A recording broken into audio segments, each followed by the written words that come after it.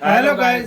Welcome to Pakistani real reaction. तो कैसे हैं आप सब? उम्मीद है आप सब बढ़िया होंगे और मजे में होंगे। मेरा नाम है मुदस्सिर। मैं हूं Bashir. So guys, finally Bharat अपनी पर आ गया।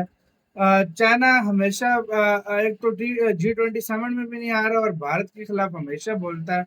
तो भारत ने भी चाइना की दुखती राख पर हाथ रख दिया। वीडियो का टाइटल है भाड़ में गई चाइना की one policy, one China policy. Bharat ने मारी डायरेक्ट ताइवान में एंट्री, मतलब ताइवान में एंट्री भारत ने फाइनली मार दिया। भाड़ में गई मतलब भारत ने चाइना की वन चाइना पॉलिसी जो है, जिसमें वो कहता है वन चाइना मतलब देश, लेकिन ये एक ताइवान चाइना। ताइवान हाँ, सारा और तो हांगकांग तो कहता बिना किसी देरी के देखते हैं इनसाइड नॉलेज का वीडियो। काउंट करते हैं 3 2 1 एंड स्टार्ट। दोस्तों, चीन को हमेशा से ऐसा लगता था कि वह जिस तरह से अपने आसपास के छोटे देशों को डरा धमका कर रखता है, भारत के साथ भी वैसा ही कर सकता है। इसी उम्मीद से चीन ने भारत के साथ सीमा पर तनाव बढ़ाया, पर हम सभी को पता है कि ऐसा करके चीन ने अपने ही पैरों पर कुल्हाड़ी मार दी। न सिर्फ भारत ने सीमा पर अपनी सेना की ताकत को बढ़ाया, बल्कि जो इंफ्रास्ट्रक्चर पहले विकसित नहीं था उसे बनाने में भी हजारों करोड़ रुपए पंप कर दिए। और इस बार फिर से कुछ ऐसा ही ताइवान को लेकर भी देखने को मिल रहा है।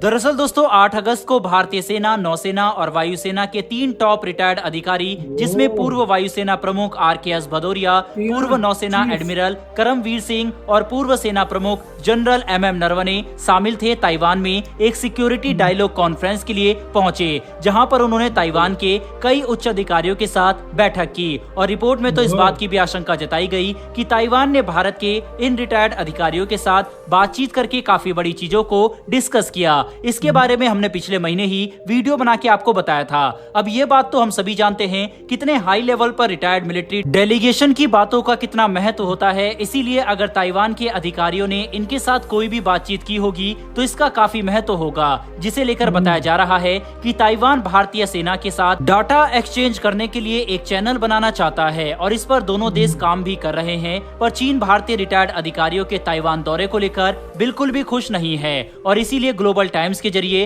भारत को धमकी दे रहा है। दरअसल ग्लोबल टाइम्स ने भारतीय अधिकारियों के दौरे पर बात करते हुए ये बात कह दी कि भारत को अपनी हद में रहना चाहिए और ताइवान कोई स्वतंत्र देश नहीं है जिसे भारत डिफेंस के क्षेत्र में मदद करना चाहता है। ग्लोबल टाइम्स में लिखी गई इन बातों से चीन का गुस्सा साफ तौर पर झलकता दिखाई पड़ रहा है, क्योंकि ताइवान मुद्दा चीन के लिए काफी सेंसिटिव है। हालांकि हम इस बात को नजरअंदाज नहीं कर सकते कि चीन के तमाम धमकाने के बावजूद पिछले काफी दशकों से अमेरिका ताइवान को लगातार हथियार सप्लाई कर रहा है और इसमें कोई छोटे मोटे नहीं बल्कि बेहद ही अत्याधुनिक हथियार शामिल हैं। ऐसे में भारत ने चीन का जवाब देते हुए ये बात खुलकर कह दी कि ताइवान के साथ अपने संबंधों को लेकर भारत किसी से पूछना जरूरी नहीं समझता, क्योंकि ताइवान एक स्वतंत्र देश है और चीन को इस मानसिकता से बाहर निकलना चाहिए कि उसके आसपास मौजूद हर कमजोर देश चीन के आदेश अनुसार काम करे, क्योंकि वह कथित तौर पर उन्हें अपनी संप्रभुता का हिस्सा मानते हैं। जिसे सुनकर चीन के होश उड़ गए, क्योंकि उन्हें भारत की तरफ से इतने कड़े बयान की उम्मीद बिल्कुल भी नहीं थी। बता दें कि इस वक्त ताइवान सिर्फ भारत के लिए ही नहीं बल्कि पूरी दुनिया के लिए काफी महत्वपूर्ण बन चुका है। दुनिया में 90% तक एडवांस सेमीकंडक्टर की सप्लाई अकेले ताइवान की कंपनियां करती है।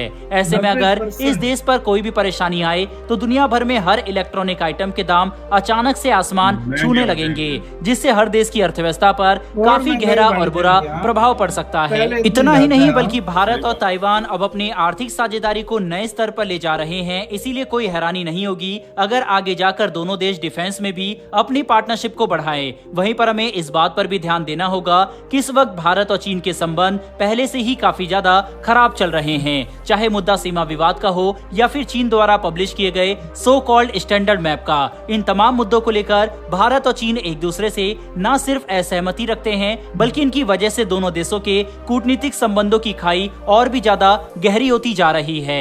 ऐसे में ये देखना काफी इंटरेस्टिंग होगा कि क्या ये संबंध आगे कभी ठीक हो पाते हैं या फिर नहीं, क्योंकि भारत अपनी तरफ से कई बार पहल कर चुका है। बता दें, सीमा विवाद को सुलझाने के लिए 16 से 17 बार बातचीत की गई, चाहे कोर कमांडर लेवल की बातचीत हो या फिर दोनों देशों के विदेश मंत्रियों के बीच हुई बैठक, लेकिन अंत में इसका कोई भी भी परिणाम निकलकर सामने नहीं आया, क्योंकि टेबल पर हो रही इन मुद्दों पर जो भी डिस्कशन हुआ अंत में उसे नजरअंदाज करके ग्राउंड लेवल पर चीन ने धोखा देने वाली हरकतें ही की है, जिससे अब भारत भी ये बात अच्छी तरह से समझ चुका है कि चाहे कुछ भी हो जाए लेकिन चीन पर भरोसा नहीं किया जा सकता।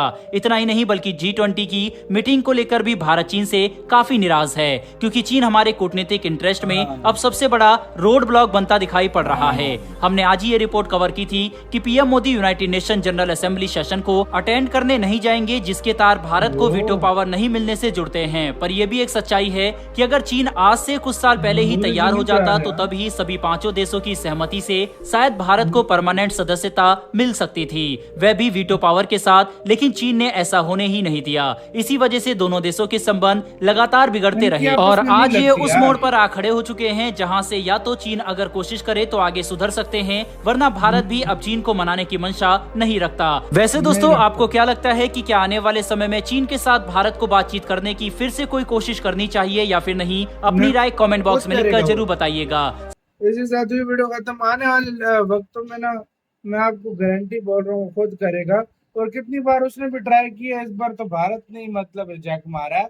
वांग ही आया था, पता नहीं असल में उसकी जो पॉलिसी है ना वो सबसे बुरी है। बुरी है, सही वो बात है। एक तरफ से कहता है आओ हमारे साथ बात करो, हाँ, दूसरी पीछे तरफ से से चोरा घूमता है। दूसरी तरफ से सीमा विवाद ले आता है, हाँ, और कभी हाँ, फौज ले आता है, कभी भाई क्या ये करता है, बहुत कभी मतलब क्या गंदा करता है है। यार। तो इसने इसलिए तो भी आप मैप सोच चला लिया। दिया इसने। हाँ, और इसमें रशिया का भी हिस्सा अपने अंदर रशिया का डाल भी हिस्सा अंडर कर लिया। तो अगर जिस तरीके से ये चल रहा है ना, तो मुझे अनकरीब यही लग रहा है कि ताइवान और इंडिया के रिश्ते बहुत ज्यादा मजबूत होने वाले हैं। अब भारत भी उसकी सीधी सी बात है, और देखते इंडिया रहा। हाँ। और इंडिया ताइवान कार्ड अब जरूर खेलेगा, भाई जाहिर बात है, क्योंकि इंडिया खेलेगा पहले यार। इस तरह नहीं करता इंडिया था, नहीं कभी खेल भी रहा नहीं था, करता लेकिन वो था। सेट नहीं हो रहा। अभी G20 बायकॉट कर रहा है और देशों को भी साथ, जाहिर बात है लॉबी चलाएगा कि ना आप भी बायकॉट करो। तो बिल्कुल। आप उस लिहाज से देखा जाए तो भाई इस टाइम भारत ताइवान कार्ड भी खेलेगा और जो कार्ड खेलना बड़ा खेलेगा भारत। वाकई हाँ में भाई। यार, और मतलब इंडिपेंडेंट देश बोल दिया भारत ने एक जगह पे। और ये चीज देखा जाए तो भारत एक तरह से मतलब ऑफिशियली भारत ने एक नहीं किया और हर तरह से सपोर्ट कर रहा सपोर्ट है कर ताइवान रहा है। को। और मुझे जो इतना लग रहा है, जिस तरह और एक दो कंट्री और ने एक्सेप्ट किया था ताइवान को, तो भारत भी यार कर ये जाएगा। बात एक्सेप्ट की नहीं है, हम्म। बात पता है क्या है? जब आपकी ट्रेड स्टार्ट हो गई है, हाँ। जब आपके मिलिट्री के ऑफिसर्स जा रहे हैं जो पूर्व थे, हाँ। अच्छा, जब आपके इन्वेस्टमेंट आ रही है, जब आप इंडिया एक दूसरे के साथ इतने मतलब सही ताल्लुकात हो बात, गए सही हैं, बात है। तो मुझे ये नहीं लगता कि अनकरीब 1-2 साल के अंदर अंदर, मुझे जितना लगता है, ताइवान को एक्सेप्ट भी कर सकते हैं। सही बात है। जिस तरीके से सारे जा धड़ल्ले रहा से है, बोलेगा, कहेगा कि भाई मैं मतलब जिस एक्सेप्ट तरीके करता से हूँ जा इसको, रहा है ये ताइवान भारत। अलग देश है, और कोई हाँ, चाइना का ऐसा नहीं है। और ये भारत आपको देखते को और नजर ये आएगा। कहते हैं भारत हाँ, को डरता मरता किसी से हाँ, नहीं है, जो ये बात है। बिल्कुल। आपका सर इस सारे मामले के ऊपर क्या कहना है? आगे भारत को चाइना के साथ राब्ता रखना चाहिए या पहले चाइना को रखना चाहिए? हमारे लिहाज से तो पहले चाइना को रखना चाहिए, भारत उसको इग्नोर ही करे बैठा है। आप अपनी राय लाजमी कमेंट सेक्शन में दीजिए। अपना बहुत ज्यादा ख्याल रखिएगा।